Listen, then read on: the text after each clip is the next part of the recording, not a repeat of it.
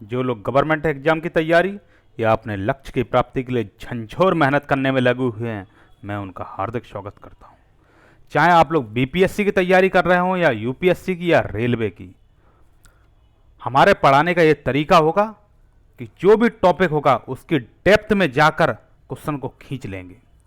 और मैं इस बात की गारंटी नहीं दे रहा हूं कि आपके आयोग से ये क्वेश्चन यदि इस टॉपिक से पूछेंगे तो मेरे पढ़ाने का वो तरीका ही होगा जो कहीं से भी इधर उधर से पूछ लेंगे, यहां से ही क्वेश्चन आएगा। ठीक है, इसे बोलते हैं फेल सेफ टेक्निक। वो हमने एक वीडियो में आप लोगों को समझाया है। ठीक है, आज शुरू करते हैं 1935 का भारत शासन अधिनियम। तो कोई भी टॉपिक पढ़ने से पहले ये सोचेंगे 1935 का भारत शासन अधिनियम आखिर आया क्यों है। 1919 के भारत शासन अधिनियम के बाद ऐसी कौन सी जरूरत पड़ गई कि 1935 के भारत शासन अधिनियम लाने की जरूरत थी। अब ये समझिए, ये जो 1935 का भारत शासन अधिनियम है, इसे बोलते हैं कि यह सबसे लंबा और जटिल अधिनियम था। और इसमें कितने 331 आर्टिकल्स और 10 अनुसूचियां थी। कितने आर्टिकल? 331, 321, 321। अच्छा, आप ये बताइए हमारे संविधान में कितने आर्टिकल्स हैं? 395। और कितनी अनुसूचियां हैं? 12। ठीक है, लेकिन शुरुआत में क्या हमारे संविधान में 12 अनुसूचियां थीं? बताइए आप। नहीं, केवल 8 अनुसूचियां हमारे संविधान में थी। 9वीं, 10वीं, 11वीं, 12वीं को बाद में जोड़ा गया। तो अनुसूची के माध्यम में तो ये हमारे संविधान से भी ज़्यादा था, 10 अनुसूची थी। लेकिन अनुच्छेद हमारे संविधान में 395 हैं। और बहुत से अनुच्छेद ऐसे हैं जो 1935 के अधिनियम से डायरेक्ट लिए गए हैं। ठीक है, और इस पर अंबेडकर जी ने एक कोट भी किया था कि मैं 1935 के अधिनियम से कुछ चीज़ें ले रहा हूं तो इसमें कोई शर्म वाली बात नहीं है। कोई भी बौद्धिक चीज़ है, जैसे हम ये लूसेंट पढ़ा रहे हैं तो किसी ना किसी के दिमाग की उपज होगी जब ये लूसेंट जैसी किताब बनाई है, उसे हम पढ़ा रहे हैं। तो बौद्धिक चीज़ की कभी चोरी नहीं होती है। बौद्धिक चीज़ को कहते नहीं है दान देने से बढ़ता है, इसीलिए शिक्षा ऐसी चीज़ है जो हमेशा बढ़ती है। ठीक है, संविधान का हम ये टॉपिक पढ़ रहे हैं तो बी आर अम्बेडकर का जिक्र ना हो, ऐसा हो नहीं सकता है। ठीक है, अब समझते हैं कि इसके पीछे क्या भूमिका रही थी, मतलब 1919 के बाद इसे क्यों लाया गया। तो देखिए, 1927 में साइमन कमीशन आया। ठीक है, उसने अपनी रिपोर्ट दी। फिर 1930 से 1932 तक 3 गोलमेज सम्मेलन हुए, जिसमें दूसरे में गांधी जी भी गए थे। ठीक, 3 गोलमेज सम्मेलन हुए, दूसरे में गांधी जी गए थे। क्वेश्चन डायरेक्ट बनेगा। ठीक है, और 1933 में व्हाइट पेपर आया था, एक व्हाइट पेपर। और इन्हीं तीनों के सम्मेलन से हमारे 1935 का जो अधिनियम है उसका ब्लूप्रिंट बना था। तो कैसे याद रखना, 1933 में व्हाइट पेपर आया था, इसलिए 1935 का ब्लूप्रिंट बन गया था। ठीक है, और यही जो है हमारे कॉन्स्टिट्यूशनल ब्लूप्रिंट इसे कहते हैं। 1935 के अधिनियम को अगर आपके क्वेश्चन पूछा जाए इनमें से किस अधिनियम को भारत के संविधान का कॉन्स्टिट्यूशनल ब्लूप्रिंट कहा जाता है, 1909 का अधिनियम, 1919 का, 1935 का, 1947 का। तो कई लोग समझेंगे कि 1947 के अधिनियम से हम स्वतंत्र हुए तो इसे कॉन्स्टिट्यूशनल ब्लूप्रिंट कहेंगे। नहीं भाई, हमारी संविधान सभा तो 1947 से आज़ादी से पहले ही गठित हो गई थी। अच्छा, संविधान सभा का गठन कब हुआ था ये बताइए। ठीक है, ले अपडेट आप बताइए। हम 1946 में हुआ था, इतना बता देंगे। ठीक है, और ये भी बता देते हैं दिसंबर में हुआ। अब आप डेट बता देना। ठीक है, तो मैं क्या कह रहा हूं, इतना बस समझ में आया होगा कि 1935 का अधिनियम जो है ये बहुत महत्वपूर्ण अधिनियम है। जो आज का हमारा संविधान है, जो आज की हमारी व्यवस्था है, इसी से प्रेरित है। ठीक है, ये लिखा है 321 अनुच्छेद, 10 अनुसूचियां हैं। ठीक है, अब चलते हैं पहले पॉइंट में। अखिल भारतीय संघ की स्थापना हुई थी इसमें।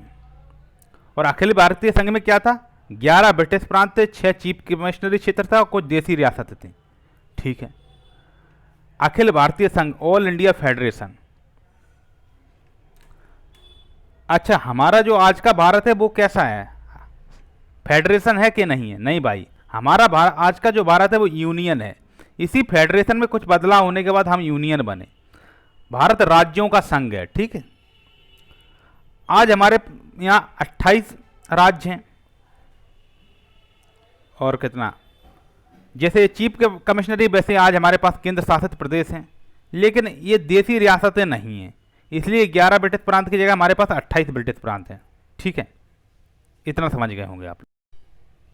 अब इसमें क्या है ये देखिए, इतना तो आप समझ गए। इसमें देखो, किंतु देसी रियासतों के लिए ऐच्छिक था। ये जो ऐच्छिक वाली बात जोड़ दी है, इसी वजह से ये संघ कभी बन ही नहीं पाया था। 1935 में ये संघ नहीं बन पाया था, फेल हो गया था ये सिस्टम। देखिए नीचे क्या लिखा है, यह ऐच्छिक था, देसी रियासतें संघ में सम्मिलित नहीं हुई और प्रस्तावित संघ की स्थापना संबंधी घोषणा पत्र जारी करने का अवसर ही नहीं आया। तो इतना आप समझ गए होंगे। अब हम समझते हैं कि प्रांतीय स्वायत्तता। दूसरा प्रावधान क्या था 1935 में, प्रांतीय स्वायत्तता। इस अधिनियम के द्वारा प्रांतों में द्वैध शासन व्यवस्था का अंत कर दिया गया और उन्हें एक स्वतंत्र स्वशासित संवैधानिक आधार प्रदान किया गया।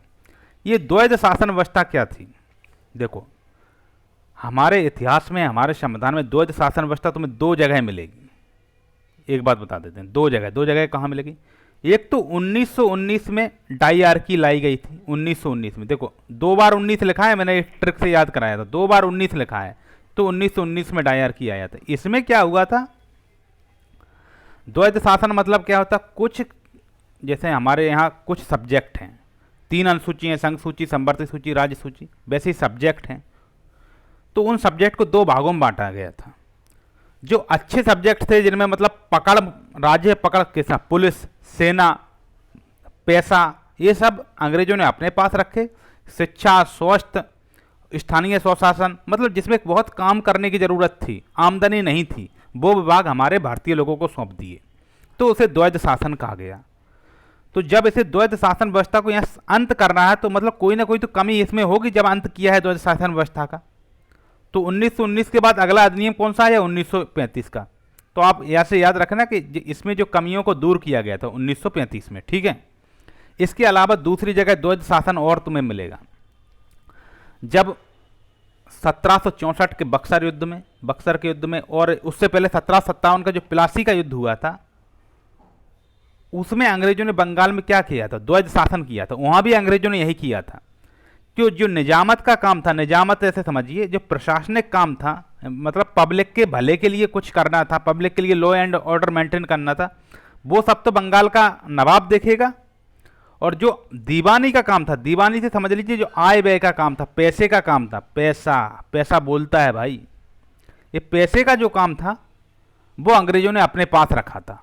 तो वहाँ जो द्वैध शासन था वो अलग था। और यहाँ का जो 1919 का जो द्वैध शासन था, उसमें हम आपको समझा ही चुके हैं कि विषयों का बंटवारा ऐसे हुआ था, इसमें भी पैसा बोल रहा था, कोई दिक्कत नहीं है। अंग्रेज क्यों आए थे भाई? कुछ लोग एक स्टेट से दूसरे स्टेट में नौकरी करने चले जाते हैं, तो बोलते भाई कहाँ जा रहे हो इतने दूर? बस इंडिया में ही जा रहे हैं। जब अंग्रेज भाई उतने दूर इंग्लैंड से भारत आए, और कहाँ से? समुद्री मार्ग से आए, तो उनका ध्येय क्या था? उनका ध्येय एक ही था कि भारत से पैसा लूटो और इंग्लैंड को संपन्न बनाओ।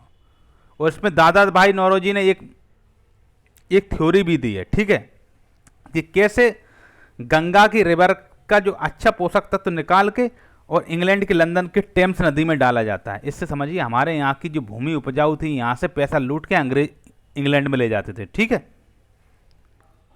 अब तीसरे पॉइंट पे चलते हैं। केंद्र में द्वैध शासन की स्थापना की गई। पहले द्वैध शासन कहाँ था? प्रांतों में था, और प्रांतों को क्या कर दिया? स्वायत्त कर दिया, प्रांतीय स्वायत्तता हो गई। अब कहा है केंद्र में द्वैध शासन। इस अधिनियम में विधायी शक्तियों को, अब आगे हम इसे पढ़ देते हैं। इस अधिनियम में विधायी शक्तियों को केंद्र और प्रांतीय विधानमंडलों के बीच विभाजित किया गया, और इसके तहत प्रसंग सूची, प्रांतीय सूची और संवर्ती सूची का निर्माण किया गया। हमारा जो संविधान है उसमें आज भी ये तीनों सूचियां मिलती हैं।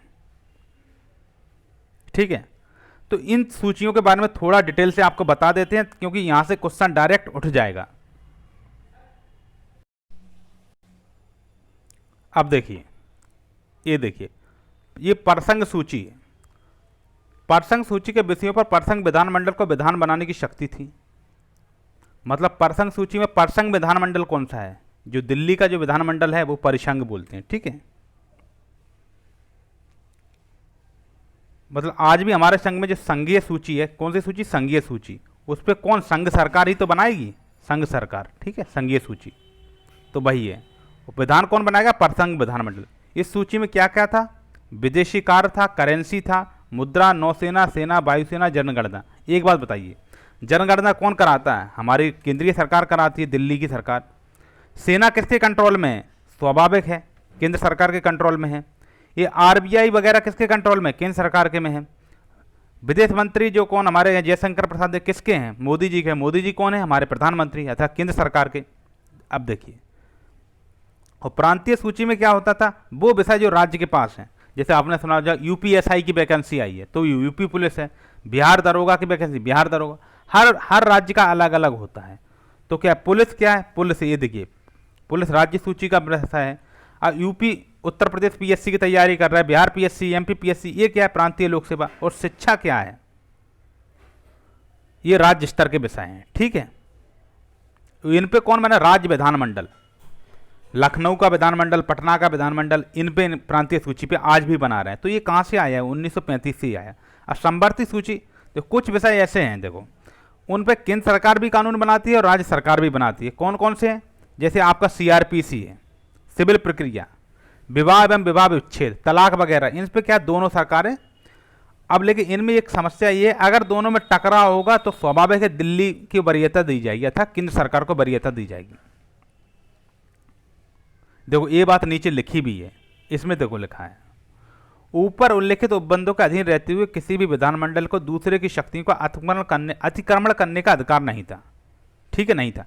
लेकिन वायसराय द्वारा आपात की उद्घोषणा किए जाने पर प्रसंग विधानमंडल को प्रांतीय सूची के विषय में विधान बनाने की शक्ति थी।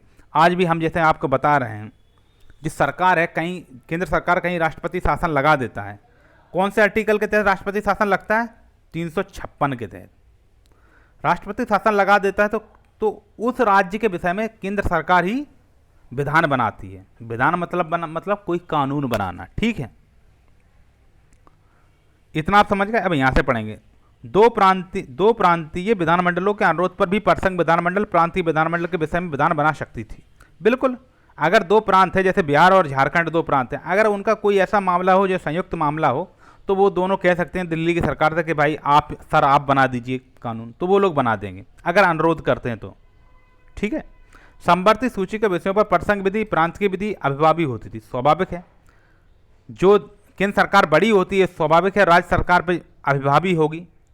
और इस अधिनियम में अपशिष्ट विधायी शक्ति वायसराय को दी गई थी। आज भी हमारे यहाँ जो अपशिष्ट शक्तियाँ हैं वो किसके पास हैं? राज्यों की अपशिष्ट शक्तियाँ जो होती हैं राज्यपाल, नहीं तो क्या होता है केंद्र सरकार, हाँ राज्यों की अपशिष्ट शक्तियाँ नहीं, केंद्र सरकार के पास होती हैं अपशिष्ट शक्तियाँ समझते हैं, वैसी शक्तियाँ जो आज नहीं है। मान लो अब हमारा देश जब संविधान हमारा बना था उस समय टेक्नोलॉजी वाला कोई काम था, मोबाइल वगैरह था ना, आईटी, तो आईटी एक्ट वगैरह ये कौन है? ये उस समय तो नहीं बांटा गया, लेकिन बाद में ये केंद्र सरकार के पास ही चलेंगी। पहले वायसराय को दी गई थी, अंग्रेजों के राज्य में वायसराय को थी, लेकिन अब वायसराय को ना देके केंद्र सरकार को दे देंगे, ठीक है, कि इन पर संसद बनाएगी, स्वाभाविक है। अब ये समझते हैं ये शक्तियाँ कैसे घटती बढ़ती हैं, हम आपको समझा देते हैं। हम बोले ना संविधान जब बना था तब वो सूचियाँ नहीं थी, अब वो सूचियाँ हैं, तो इनमें फेरबदल होता है, वो आप समझ लेना, ठीक है। यहाँ से क्वेश्चन बन सकता है। हम तीनों लिखते हैं, ऊपर लिखेंगे संघ सूची, उसमें कितने विषय थे? 97, ठीक है। उसके बाद लिखेंगे ये राज्य सूची, इसमें से 66 विषय। उसके बाद लिखेंगे समवर्ती सूची और इसमें थे 47 विषय। जब हमारा देश आज़ाद हुआ था, मतलब हमारा जब संविधान बना था तब इतने विषय थे, ठीक है। ये संघ सूची में 97, राज्य में 66 और समवर्ती सूची में 47। अब क्या हुआ,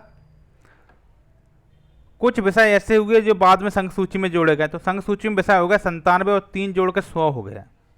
बेचारी राज्य सूची से कुछ विषय हटा दिए गए। पहले जो विषय राज्यों को दिए गए, लेकिन बाद में केंद्र सरकार ने कहा नहीं भाई इस पर हमें भी कानून बनाना है, ठीक है। जैसे वन वगैरह है, जंगल है, जंगल पे पहले राज्य देखते थे, लेकिन इंदिरा गांधी के समय में इसे क्या कर दिया गया, इसे समवर्ती सूची में डाल दिया गया। तो 5 विषय ऐसे हुए जो 66 से घट के कितने रह गए, 61, मतलब ये राज्य सूची से हटा के समवर्ती सूची में डाल दिए गए। और इधर 47 से 5 जोड़ दिए तो इधर हो गए 52। ये कौन से 5 हैं? यही 5 जो हैं जो राज्य सूची से हटाए गए और समवर्ती सूची में जोड़े गए। तो अभी कितने विषय हैं? अभी ये वाला है, अभी 100 विषय हैं इसमें संघ सूची में, 61 विषय हैं राज्य सूची में और 52 विषय हैं समवर्ती सूची में। इसे कैसे याद रखेंगे? देखो, कोई भी चीज़ होती है 100% होता है, 100% मतलब फुल। तो फुल काम कौन देखता है? संघ सूची। तो आप ऐसे संघ सूची के 100 विषय याद रखिए। अब जो है 61 विषय हैं, एक जो है राज्य अकेला पड़ जाता है, राज्य अकेला पड़ जाता है केंद्र सरकार के सामने बेचारा छोटा सा। तो 61 से के जो एक है इसे डिनोट करिए राज्य से, ठीक है। और जो 52 जो विषय हैं समवर्ती सूची के 52 विषय, इसको याद करने की सबसे अच्छी ट्रिक है, इस 2 को पकड़िए 52 के। 53 का है नहीं भाई, इसमें एक बात बताओ, समवर्ती सूची में दोनों राज्य बना, केंद्र भी अर्थात संसद भी और राज्यों के विधानमंडल भी कानून बना सकते हैं दोनों, ठीक है। तो 52 को 2 से याद रखिए, इस पर दोनों बना सकते हैं, 2 से दोनों। नहीं तो आप हमेशा देखना, कितना भी बार आप पढ़ते रहते होंगे, आप हमेशा भूल जाते होंगे कि समवर्ती सूची में कितने विषय। अरे यार 54 थे कि 52, 53, एक कन्फ्यूजन होती है। तो आप याद रखिए कि 52 से के बाद में 2 लगा अर्थात दोनों, वो समवर्ती सूची का। 61 मतलब एक अकेला, अकेला पड़ जाता है राज्य, और पूरा 100% पावर किसके पास में? संघ सूची के पास, अर्थात संघ सरकार के पास में।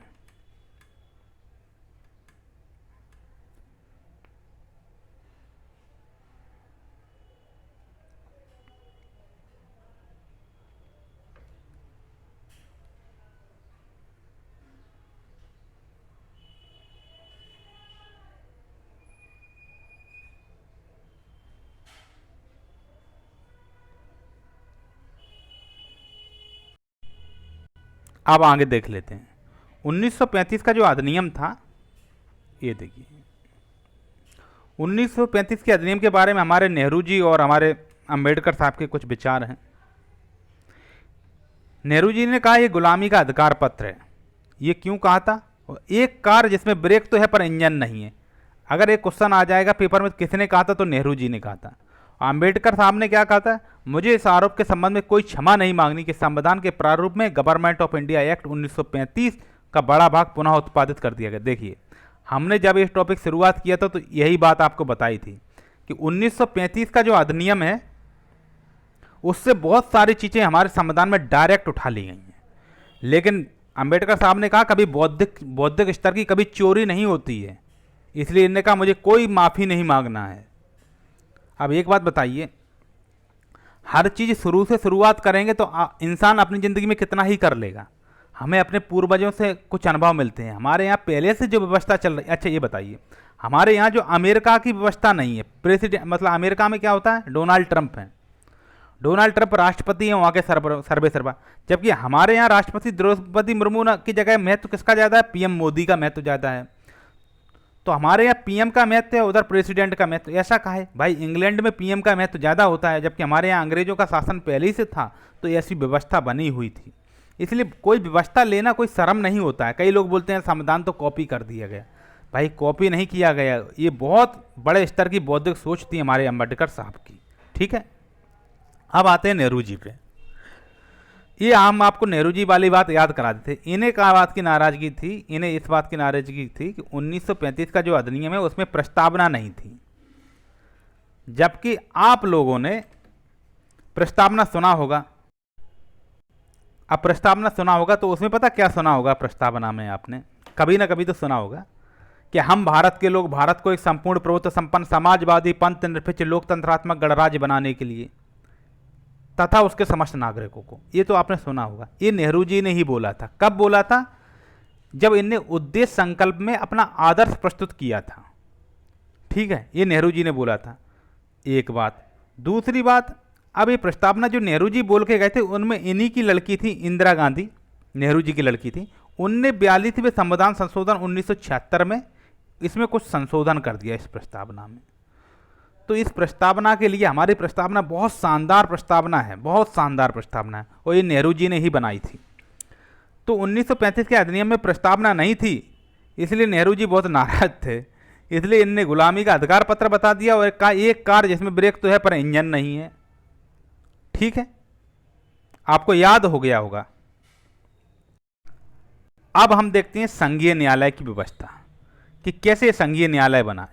आज दिल्ली में सुप्रीम कोर्ट है, सभी लोग जान रहे हैं। जान रहे हैं ना। तो इसका अधिकार क्षेत्र कहाँ तक है? प्रांत, जो संघीय न्यायालय के बारे में पढ़ते हैं, इसका अधिकार क्षेत्र प्रांतों तक था तथा रियासतों तक विस्तृत था। हाँ, ये वाला क्वेश्चन भाई लूसेंट ने बहुत गजब दिया है। अगर क्वेश्चन पूछ लेते भाई कि संघीय न्यायालय जो वो रियासत में भी था, तो हम लोग सोचते भाई नहीं, ग्वालियर तो एक अलग रियासत थी, वहाँ होगा कि नहीं होगा, नहीं, कन्फ्यूजन थी भाई। तो ये कन्फ्यूजन लूसेंट ने दूर कर दी कि प्रांतों तक था और रियासतों तक भी इसका मतलब क्षेत्राधिकार था। अब इस न्यायालय में कितने न्यायाधीश थे?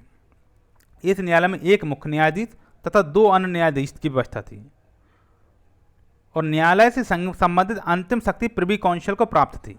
तो अब ये बात बताइए, मैं क्वेश्चन पूछ रहा हूँ आप, जो 1950 में हमारा सुप्रीम कोर्ट बना, कब बना? 1950 में।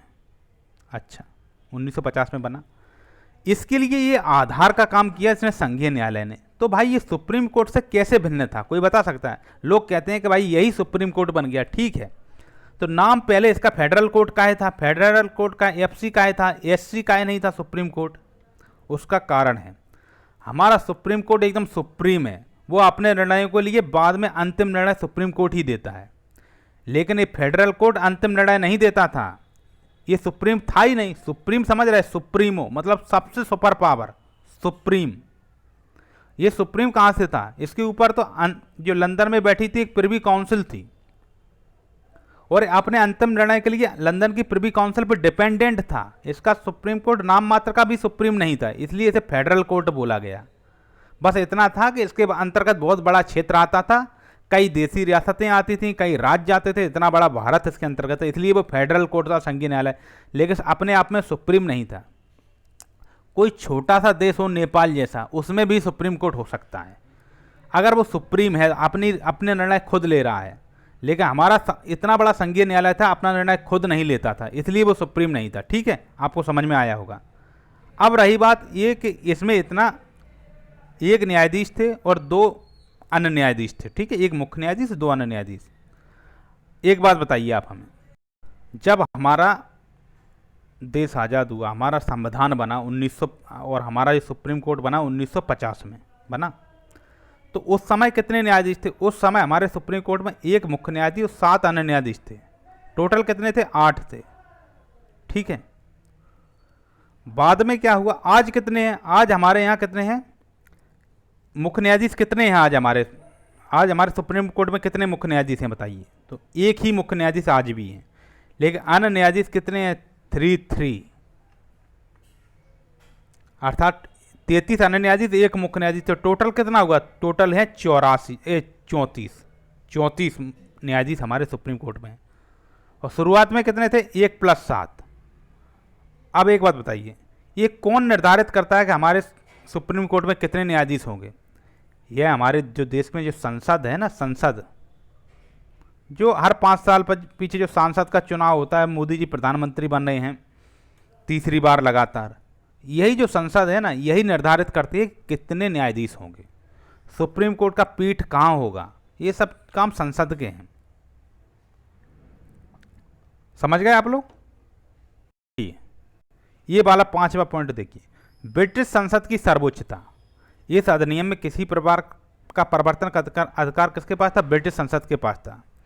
जो हमारे भारत में जो प्रांतीय विधानमंडल थे और जो संघीय व्यवस्थापिका थी, उससे किसी भी प्रकार का ऐसा पावर नहीं था जो इस अधिनियम में संशोधन कर सके। ठीक है, समझ गए होंगे। अब ये देखिए, ये 6वां पॉइंट है, इसे आप लोग पढ़ लेंगे कि भारत परिषद का अंत कब हुआ? 1935 के अधिनियम में। भारत परिषद का अंत हो गया 1935 के अधिनियम में। ठीक है, इसे पढ़ेंगे, रटेंगे, 3 दिन बाद भूल जाएंगे। ये लूसेंट ने महज 1.5 लाइन में इसे लिख दिया है कि भारत परिषद का अंत हुआ है। लेकिन भाई भारत परिषद क्या था, पहले इसे समझो, फिर ये समझो कि भारत परिषद का अंत क्यों हुआ। उसके पीछे का रीजन यदि आप समझ लोगे तो आप 1857 के स्वतंत्रता संग्राम से लेकर जो हमारे देश की आज़ादी की लड़ाई तक की सारा घटनाक्रम जान जाएंगे। देखिए, पूरा घटनाक्रम हम जानते हैं। अंग्रेजों ने 1757 में प्लासी की लड़ाई जीती, 1764 में बक्सर की जीती, और फिर भारत पे इनका कब्जा धीरे धीरे होना चालू हो गया। तो अपने राज्य को अच्छे से चलाने के लिए 1773 में ये रेगुलेटिंग एक्ट लेके आए। ठीक है। उसमें कुछ कमियां थीं, तो उन कमियों को इनने दूर किया। कब किया? 1781 में, जिसे कहा गया एक्ट ऑफ सेटलमेंट, ठीक है। उसके बाद 1784 में पिट्स का इंडिया एक्ट आया। कोई पिट्स नामक व्यक्ति थे इंग्लैंड में, उनने इंडिया के ऊपर एक्ट बना दिया, इंडिया मतलब भारत के ऊपर। तो पिट्स के इंडिया एक्ट में दो काम हुए थे, एक बोर्ड ऑफ डायरेक्टर्स बनाए गए थे, एक बोर्ड ऑफ कंट्रोलर थे, ठीक है। तो बोर्ड ऑफ डायरेक्टर्स को हम बीडी लिखते हैं, बीडी, और एक बोर्ड ऑफ कंट्रोल थे। तो इसी बोर्ड ऑफ डायरेक्टर्स जो था ये व्यापारिक काम देखता था, और बोर्ड ऑफ कंट्रोल जो था राजनीतिक काम देखता था, ठीक है। अब क्या हुआ, जब 1857 की क्रांति हुई, झांसी की रानी लड़ी, कुंवर जगजीत सिंह लड़े, तो उसके बाद क्या हुआ, ईस्ट इंडिया कंपनी को समाप्त कर दिया गया। तो जब ईस्ट इंडिया कंपनी को समाप्त कर दिया गया, तो इसी के साथ में क्या हुआ, जो बोर्ड ऑफ कंट्रोलर बनाए थे, जो राजनीतिक मामले देखते थे, इनको भी समाप्त कर दिया गया। इनको भी समाप्त कर दिया, बोर्ड ऑफ कंट्रोलर को। ये बोर्ड ऑफ कंट्रोलर क्या देखते थे? राजनीतिक मामले थे। ये कब बने थे बोर्ड ऑफ कंट्रोलर? क्वेश्चन बनेगा भाई, इसलिए यहाँ से देखो, हमने क्या बोला था, आपका कोई भी आयोग हो, बीपीएससी हो, बीएसएससी हो, चाहे कोई भी पीएससी हो, क्वेश्चन हम निकाल लेंगे। तो क्वेश्चन ये निकाल ही रहे हैं, क्वेश्चन ही निकाल रहे हैं। ये 1784 के पिट्स के इंडिया एक्ट में बोर्ड ऑफ कंट्रोलर बने थे, और ये 1858 के भारत शासन अधिनियम में इन्हें समाप्त कर दिया गया, बोर्ड ऑफ कंट्रोलर को। इनको समाप्त करके क्या किया, एक भारत सचिव का पद लाया गया, और उनकी भारत सचिव की सहायता के लिए 15 सदस्यीय काउंसिल बनाई गई थी, और इसी 15 सदस्यीय काउंसिल को 1935 में समाप्त किया गया, ठीक है। इसी 15 सदस्यीय काउंसिल को कब समाप्त किया गया? 1935 में।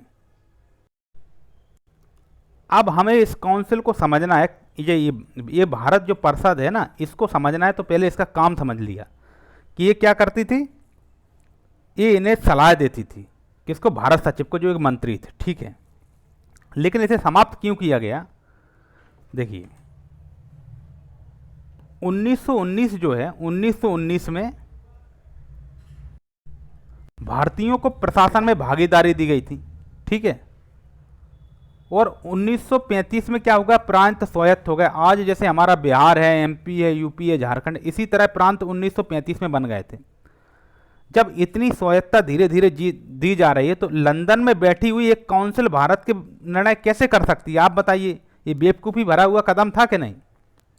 वो 1858 की काउंसिल, अब उसका कोई औचित्य नहीं रह गया था 1935 में, इसलिए भारत सचिव तो बने रहे, जबकि उनकी काउंसिल को ख़त्म कर दिया गया, ठीक है।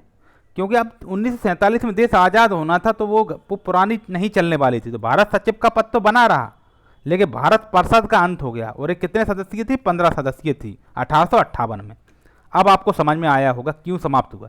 समाप्ति का कारण यही है कि 1919 के बाद से धीरे धीरे भारतीयों को प्रशासन में भागीदारी मिलने लगी।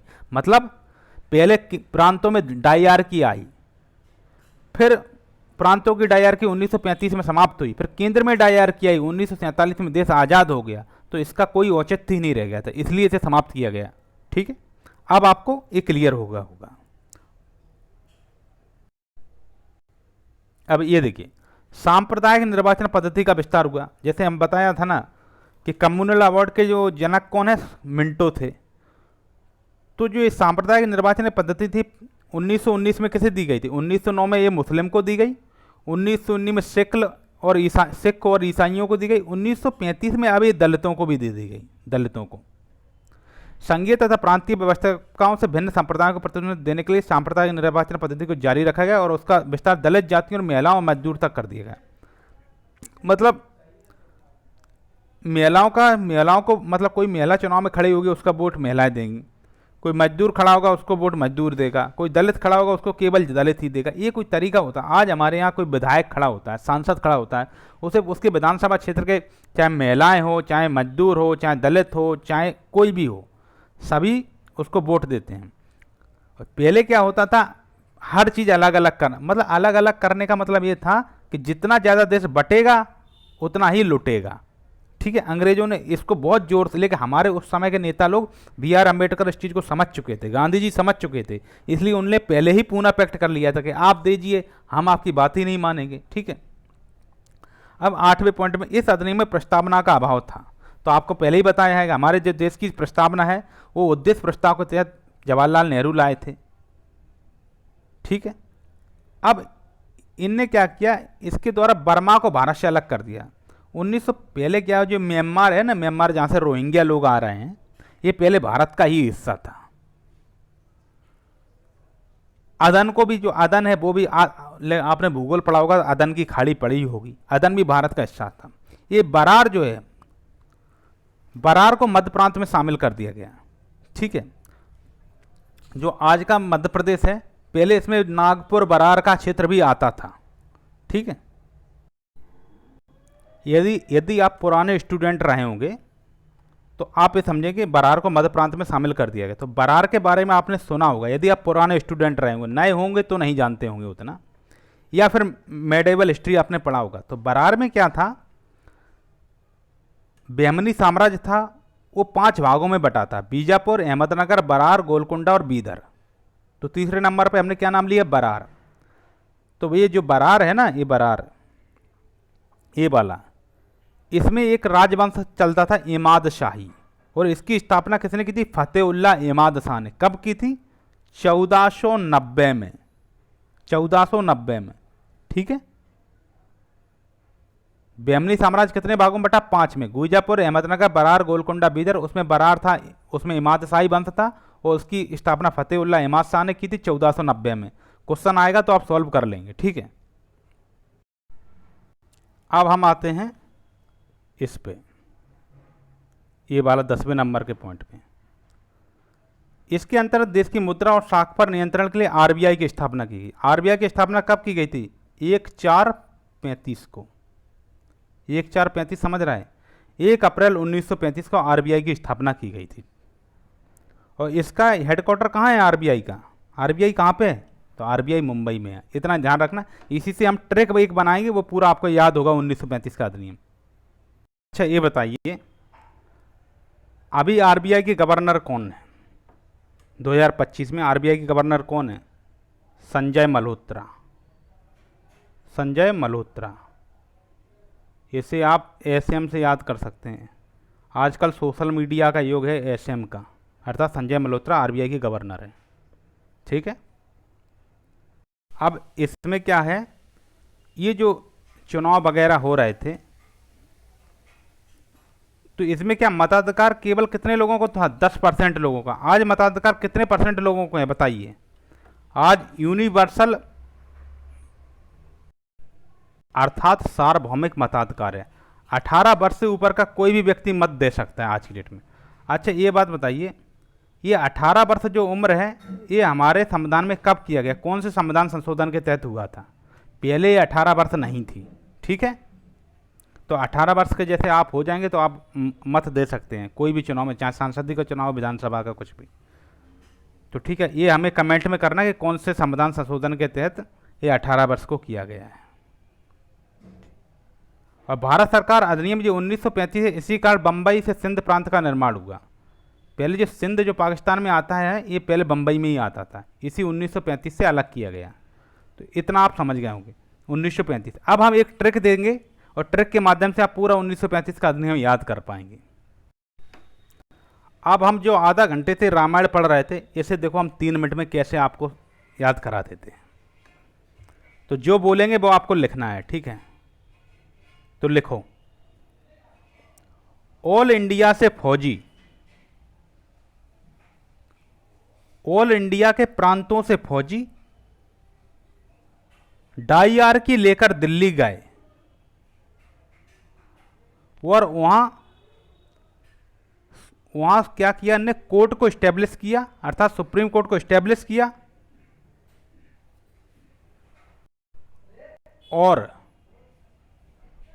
काउंसिल ऑफ इंडिया को भंग कर दिया।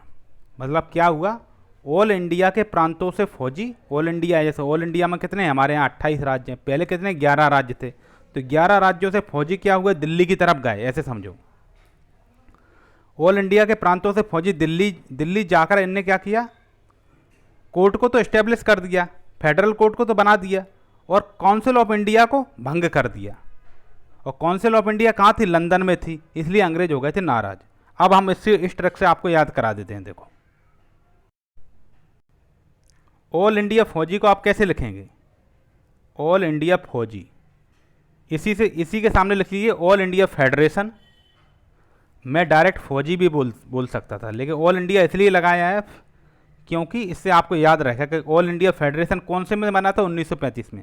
तो फौजी का जो एफ है उसके सामने लिख लेना AIF, ठीक, AIF, ऑल इंडिया फेडरेशन।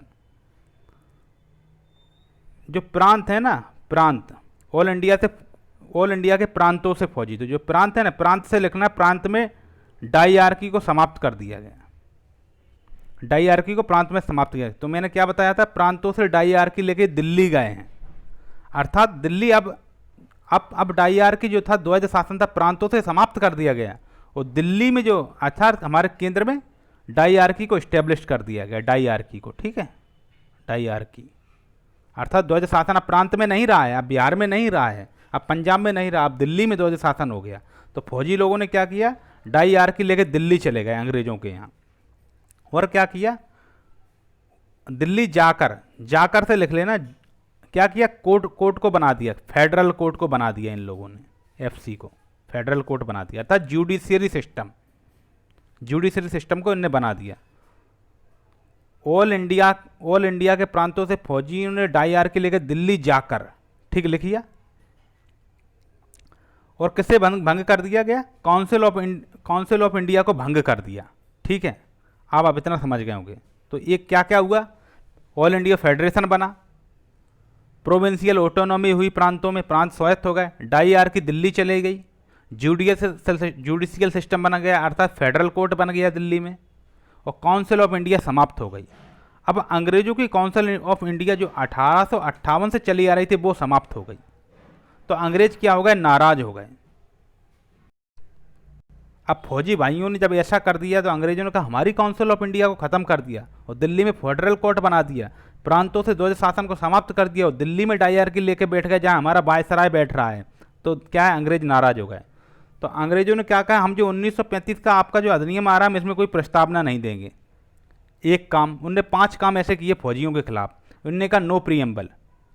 फिर दूसरी बात इनने क्या किया कि देखा कि फौजी लोग तो सब दिल्ली में आ गए हैं और यहाँ कोर्ट वगैरह बना रहे हैं, तो उनने अंग्रेजों ने दिमाग लगाया पैसा, हम तो पैसा कमाने भारत आए ना, तो पैसा लेके आरबीआई का मुख्यालय इन्हें दिल्ली ना बना के मुंबई बना दिया।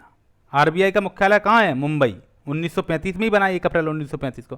तो अंग्रेज जो आरबीआई दिल्ली बननी थी वो मुंबई बना दी, ठीक है।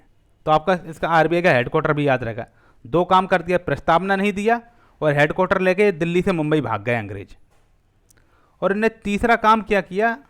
हमारे देश से बर्मा, जो म्यांमार आज का पुराने टाइम का बर्मा हमारे देश का ही पार्ट था, इसे 1935 में ही अलग कर दिया।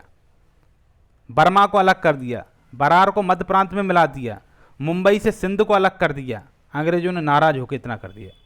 फिर क्या किया? जो वोटिंग राइट सभी भारतीयों को देना था वो केवल 10% को ही दिया कि भाई तुम लोग ज़्यादा चतुर बन रहे हैं ना फौजी लोग, तो हम 10% को ही वोटिंग राइट देंगे। तो इस ट्रिक को अब हम फिर से बता देते हैं, आप इसी से याद करके रखिए इसे। देखिए ये इतना बड़ा एक्ट है, इसे याद रखना कोई मजाक नहीं है, लेकिन इस ट्रिक के माध्यम से आप इसे याद रखेंगे। जब आपको 1919, 1909, 1947, 1935 के अधिनियम में कन्फ्यूजन होगा तो यही ट्रिक आपके काम में आएगी और आपको वो क्वेश्चन वहाँ से जब सॉल्व करोगे ना सही, तब आप हमारी ट्रिक को याद रखोगे और हमें भी याद रखोगे, ठीक है। तो फिर से इस ट्रिक सुनो।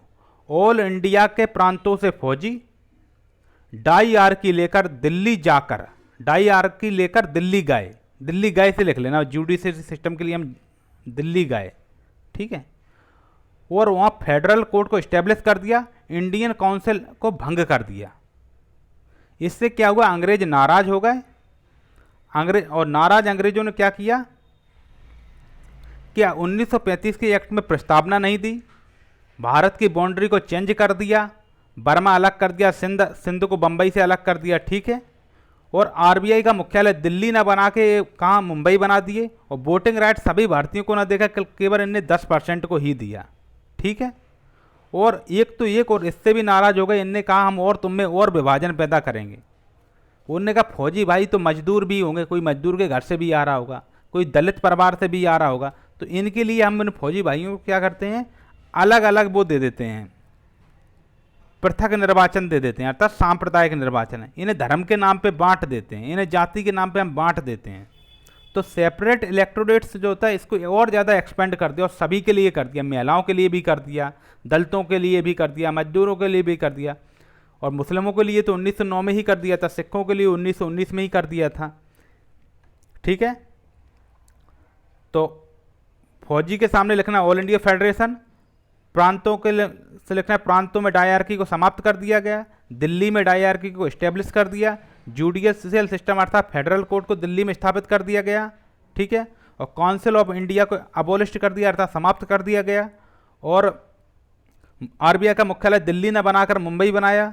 1935 के एक्ट में प्रस्तावना नहीं दी, भारत की बाउंड्री को चेंज कर दिया अर्थात जो आज भी म्यांमार को भारत से अलग कर दिया गया, सिंध तो खैर पाकिस्तान में चला गया, और वोटिंग राइट 100% को न देकर केवल 10% को ही दिया है। पूरा 1935 का एक्ट आपको याद हो गया होगा। धन्यवाद। यदि आपको मेरे पढ़ाने का तरीका अच्छा लगता हो तो लाइक करें, शेयर करें और चैनल को सब्सक्राइब करें। और यदि कोई सुधार कराना हो पढ़ाई में या फिर बताना हो कि अच्छा पढ़ा रहे हैं तो आप कमेंट कर सकते हैं। धन्यवाद।